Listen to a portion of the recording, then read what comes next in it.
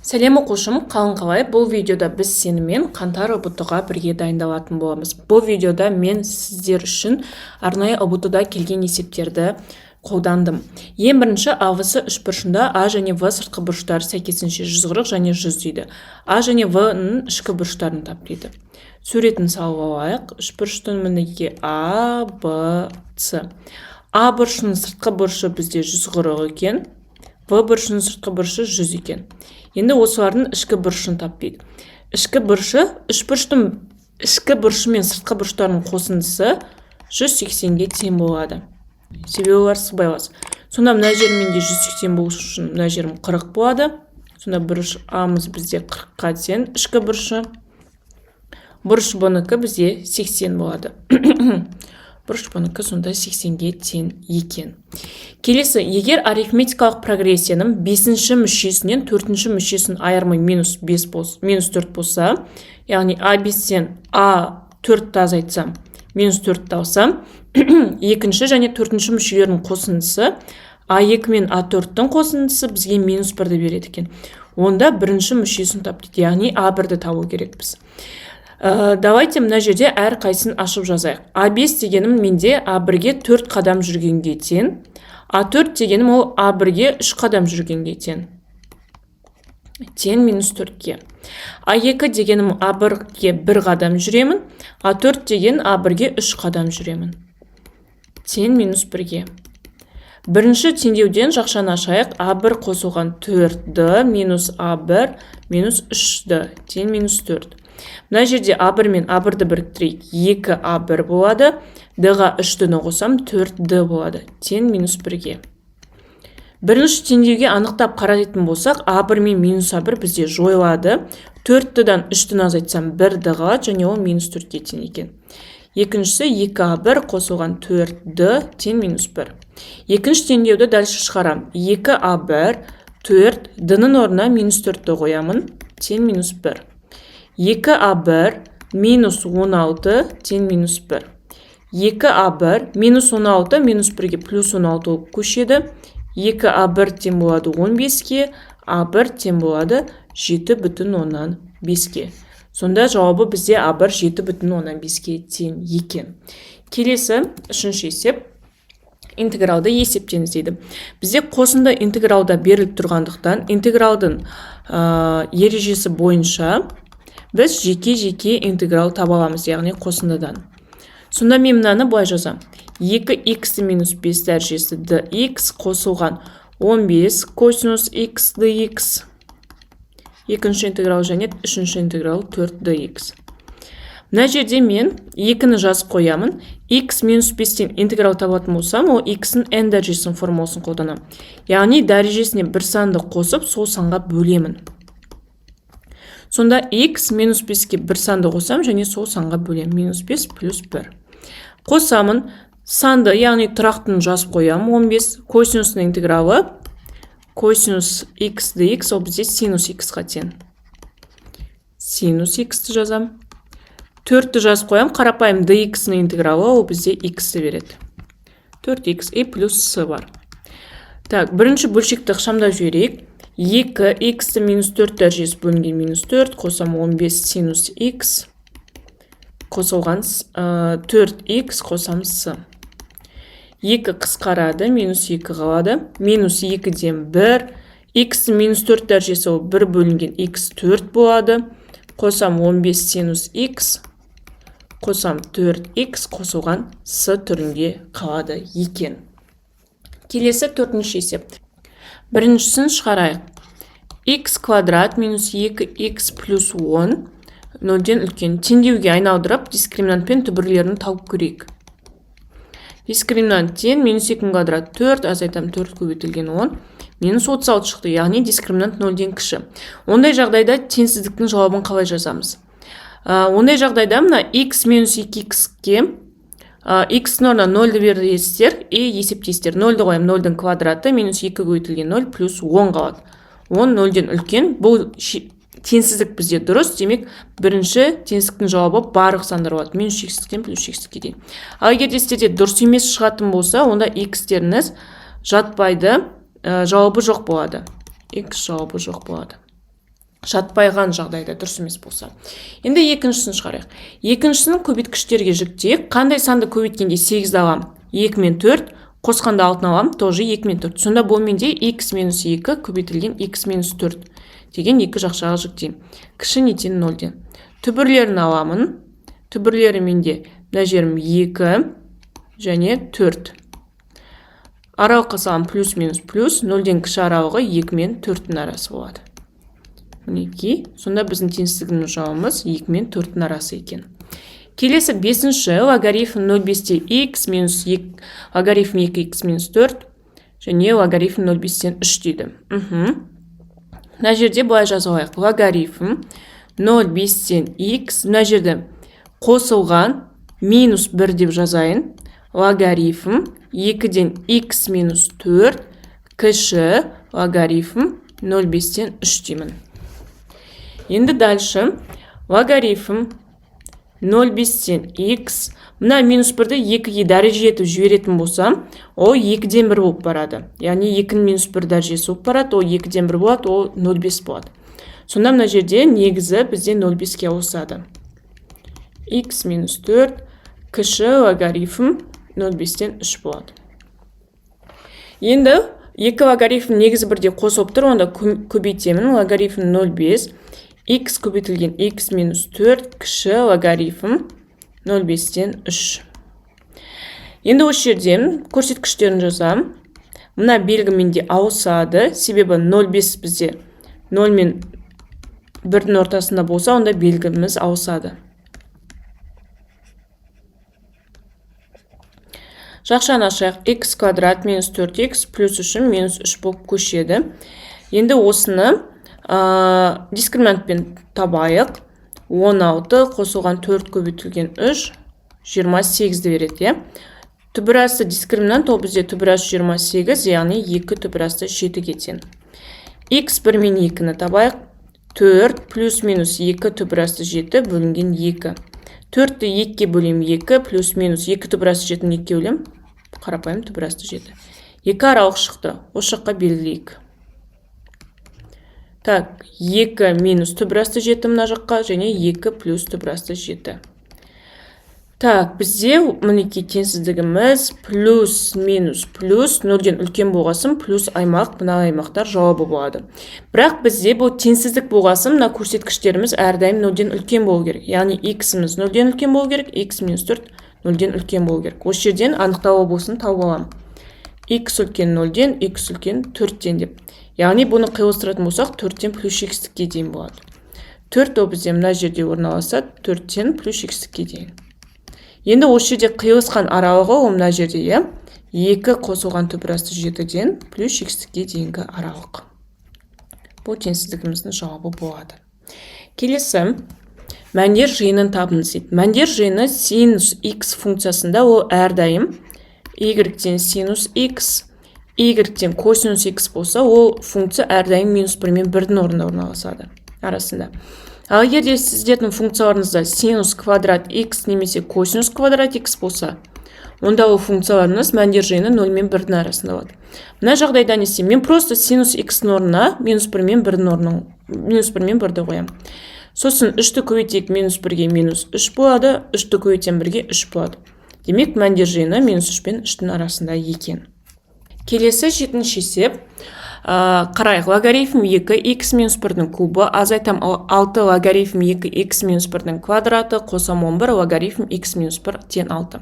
Осы жерде мен логарифм 2 негіздегі x минус 1-ді a деп аламын.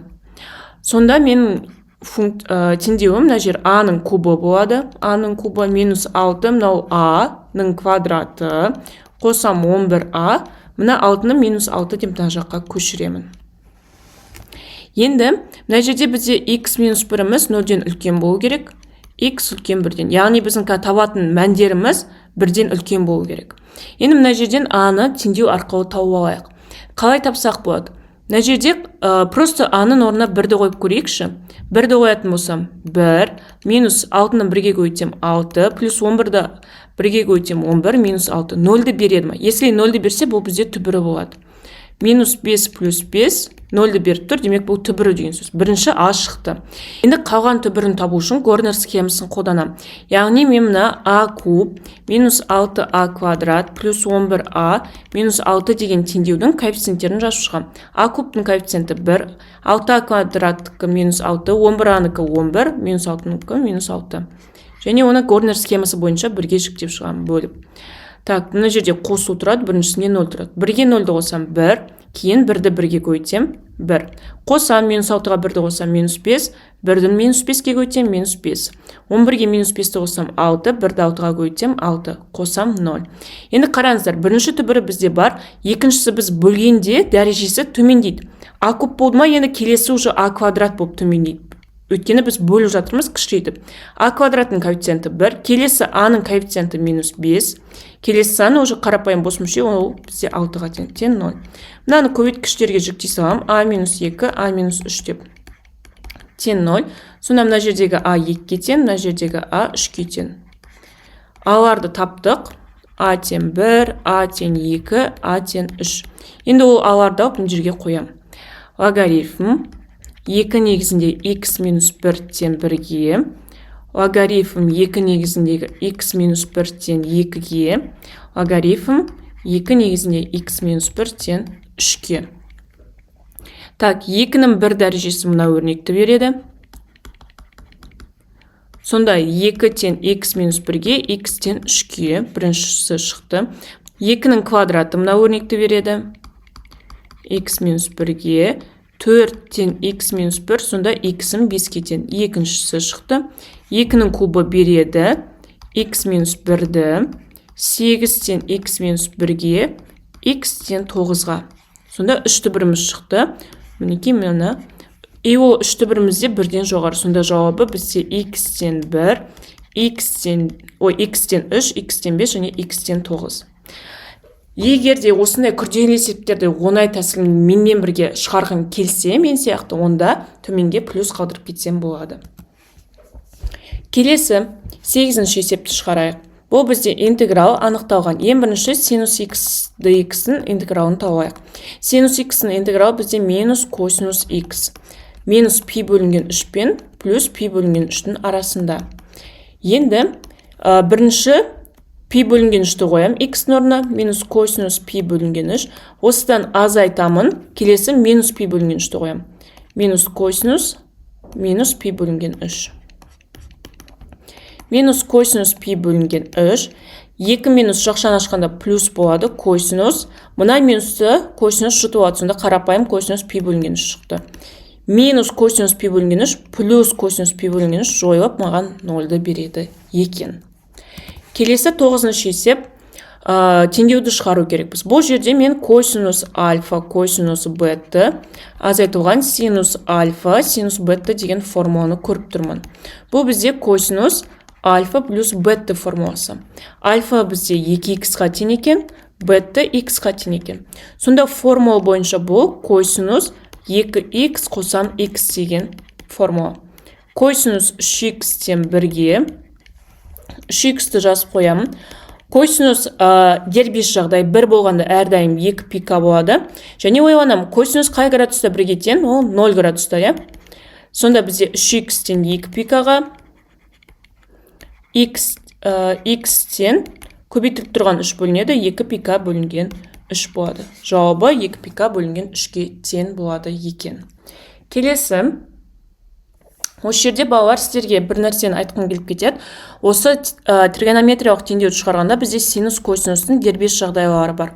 Яғни синус x тең 1, косинус x тең 1, синус x тең минус 1, косинус x тең минус 1, және синус x тең 0, косинус x тең 0. Осыны қалай оңай жаттаймыз дербес жағдай. Мен сіздерге қазір ең оңай ыңғайлы тәсіл көрсетемін. Так, x тең болады деп жазып шығайын барлығына. Бізде 1 және минус 1 деген мәндерде 2 пикадан болады. Синуста да, косинуста да всегда 2 пика периодтары. Ал 0 болатын болса, қарапайым пика болады. Міне. Енді просто градустарын жазып шығамын. Синус қай градуста 1-ге тең? 90 градуста. Синус x қай градустан минус 1-ге тең? Бұл бізде тақ функция, яғни минус 90-да. Синус қай градустан 0-ге тең? 0 градуста, иә? Мінекей, 0-ды жазбай қойсаңыздар да болады. Косинус қай градуста 1-ге тең? 0 градуста. Косинус қай градустан минус 1-ге тең? 180-де. Косинус қай градустан 0-ге тең? 90-да. Мінекей, осылай оп-оңай біз дербес жағдайын жазып алсақ болады екен. Келесі 13 есеп, логарифм түбірасты x плюс 5 қосылған логарифм x минус 5 тең логарифм 12. Бұл жерде логарифмнің қасиеті бойынша қосылып тұр, демек көбейтем. Түбірасты x плюс 5 көбейтілген x минус 5 тең lg 12. Мына жерде бізде түбірден бізде плюс сан шығатыны түсінікті. Яғни мына жерлер плюс сандар. Окей, логарифмге мүмкін мәндер жиын тауып кереміз. Бірақ мына түбірдің асты сіздерден 0-ден үлкен болу керек. Түбірдің астындағы өрнектеріңіз. Бірінші x тауып алайық, сосын тексереміз. Так, мына жерде lg түбір астында x-қа көйтем x квадрат, 5 минус 5-ке минус 25. Яғни қысқаша көйді формуласы. Тең lg 12. Енді lg-ларды алып тастаймын. X квадрат минус 25 тең 12. Екі жағын квадраттайым. X квадрат минус 25 тең 144. X квадрат тең 169-ға. X тең болады плюс минус 13-ке. Яғни екі түбір шықты. Біріншісі минус 13, екіншісі плюс 13. Орнына қойып тексерейік. Минус 13-ті мына жерге қойсақ, минус 8 шығады. Мына жерге қойсақ, минус 18 шығады. Яғни түбірдің астына минустан шығып тұр. Бұл болмайды, ережені бұзады. 13-ті қойып көрейік. 13-ті қойсақ 18 шығады, 13-ті қойсақ 8 шығады. Яғни плюс санда шығып тұр, демек жауабына кіреді. Сонда жауабы бізде 13 болады екен. Келесі 11-ші есеп, арифметикалық прогрессияның жүйесі беріліпті. Әр қайсын ашып жазам. А1, мына жерде біз А1 мен D-ны табу керекпіз. А1 қосылған А3-ті мен А1 қосылған 2-ді деп жазам. Яғни мына коэффициент пен индекстің қосындысы мына санды беру керек. А5-ті мен А1 қосылған 4-ті деп жазам. Тең 33. Келесі А2-ні мен А1 қосылған D деп ашамын. А4-ті А1 қосылған 3-ті дейм. Коэффициент пен индекстің қосындылары мына мүше сандарын беріп тұр. Тең 112. Енді бірінші теңдеуді жүктейм. А1-ге А1, 3А1 болады екен. D-ларды қосайық. 6D тең 33. Бөлімі екінші теңдеу тұра берсін. Тең. Біріншісін 3-ке бөлейік. А1 қосылған 2D тең 11. Мына жақта тұра берсін екінші теңдеу. Біріншісінен алмастыру тәсілімен 2D-ні минус 2D етіп көшіремін. А1 қосылған D, А1 қосам 3D, тең 112. И орнына қойып шығам А1-лердің орнына. Мына жерге 11 минус 2D плюс D бар. Мына жерге тағы қоям. 11 минус 2D и плюс 3D бар. Тең 112. Так, мына жерде 11 минус D болады. Мына жерде 11 плюс D болады. Тең 112. Мынау қысқаша көйту формуласы, яғни 121 минус D квадрат тең 112. Минус D квадрат 121 минус болып барады, минус 9-ды береді. Минус пен минус қысқарады, D тең болады, плюс минус 3-ке. Егер де арифметикалық прогрессияларыңыз өспелі десе, плюс 3 пен табасыздар, кемімелі десе, минус 3 пен табасыздар. Біз қазір екеуімен де тауып көрейік. Енді А1 табайық. Так, D тең 3 болғанда, және D тең минус 3 болғанда. А1-дің формуласы мінекей. А1 тең, ортаға жазып қойын, 11 минус 2-ді. Так, А1 тең 11, D-ның орнына 3-ті қояйық, 5 шығады. А1 тең 5, D тең 3 деп жазып қояйық. Екіншісі А1 тең 11 минус 2 көйтем, D-ның орнына минус 3-ті қоям. 11 қосам 6 тең 17. Сонда А1-ім 17 болса, D-сы минус 3-ке тең болады екен. Келесі, B3 тең 4-тен 1, B7 тең 64-тен 1 S-ті табыңыз дейді. Бұл бізде шексіз кеммелі, шексіз геометриялық прогрессияның қосындысы. Бізде Q модулі, Q-дің модулі бірден кіші болу керек. Так, мына жерден енді бірінші Q-ді табайық. Q-ді табу үшін мына B7-ні B3-ке бөлем. Және мына индекстардың разницасын дәрежесіне жазам. Мысалға 7 мен 3-дің айырымы 4 қой, оны мына жерге жазам. Сонда Q4-тен B7 1 бөлінген 64, B3 1 бөлінген 4. 4-ті 4-ке бөлем 1, 64 4-ке бөлем 16. Сонда менде Q-дің 4 дәрежесі 16-тан 1 екен. Қандай сан 4 дәрежесі менде 16-тан 1? Әрине 2-ден 1-дің, 4 дәреже алатын болсам 16-тан 1 табам. Және ол бізде плюс-минус. Давайте мен сіздерге плюсымен тауып көрсетсем, сіздер минусымен комментарийға жауабын жазыңыздар. 12-ші есептің. Так, Q-мыз бар, B1-ді тауайық. B1-ді тау үшін B3-ді қолданам. B3-тен бұл жерде уже арифметикалық прогрессиядан айырмашылық көбейтсем. B1-ді көбейтсем Q-дің квадратына.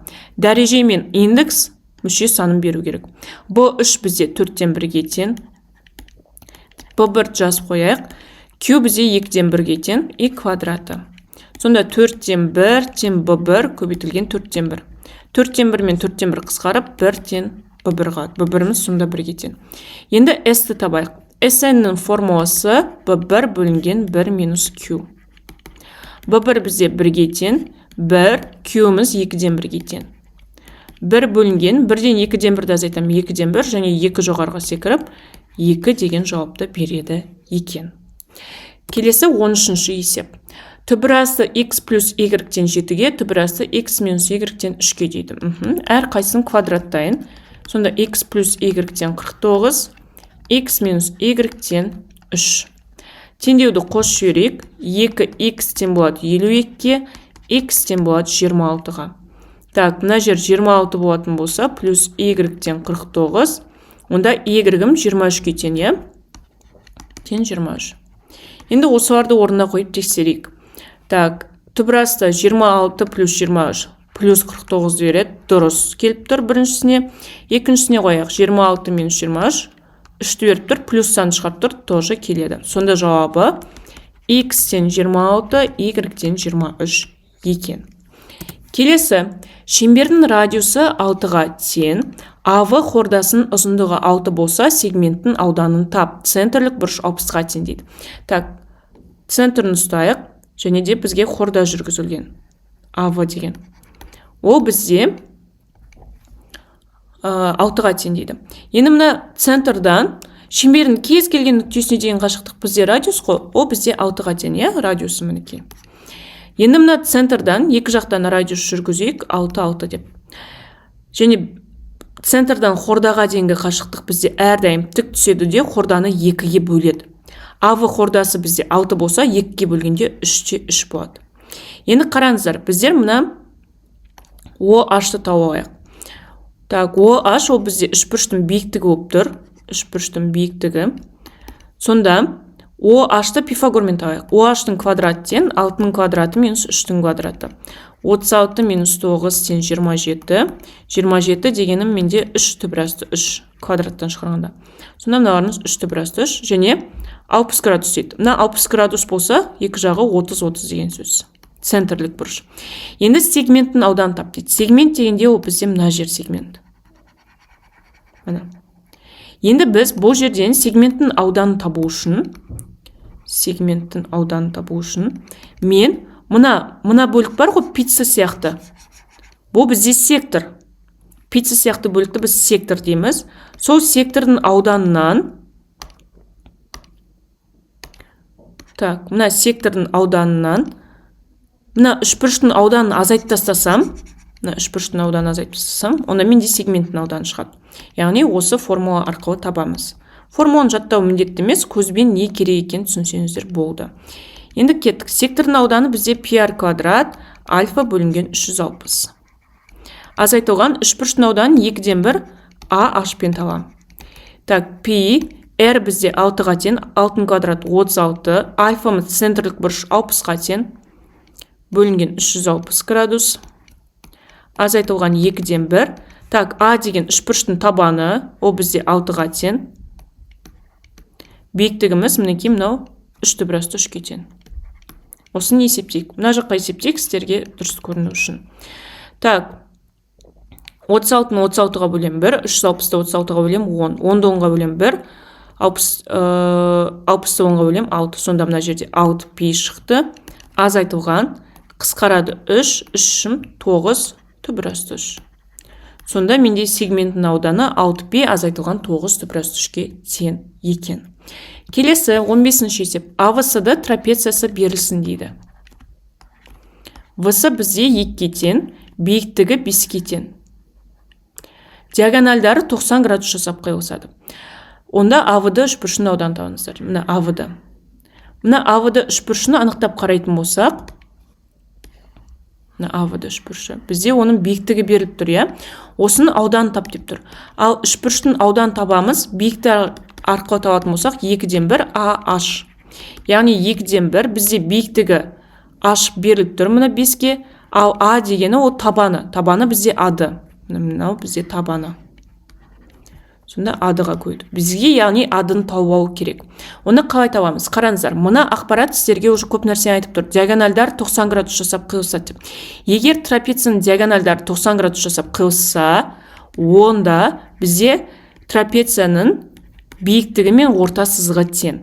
Сонда биіктігі бізде 5-ке тең, ал орта сызығы о 2 табаның қосындысы ВС-ға адыны қосып 2-ке бөлгенге тең. Осылай мен адыны таба саламын. 2-ні 5-ке көйтем 10, тең БЦ қосылған ады. Так, БЦ менде беріліп тұр 2-ке тең. 10 тең 2 қосам ады. Ады тең 8-ге. Адыны таптық, кеттік енді үшбұрыштың ауданын таба берейік. 2-ден 1, көйтем 5, көйтем 8. Қысқарады 4, 5 4-ім 20 болады екен. Сонда трапецияның ауданы 20-ға тең екен. Осымен біздің нұсқа талдауымыз аяқталды. Егер де есептерді оңай жеңіл деңгейде шығарғыларыңыз келсе, менің төмендегі WhatsApp нөміріме жазып, толықтай сұрап алсаңыздар болады.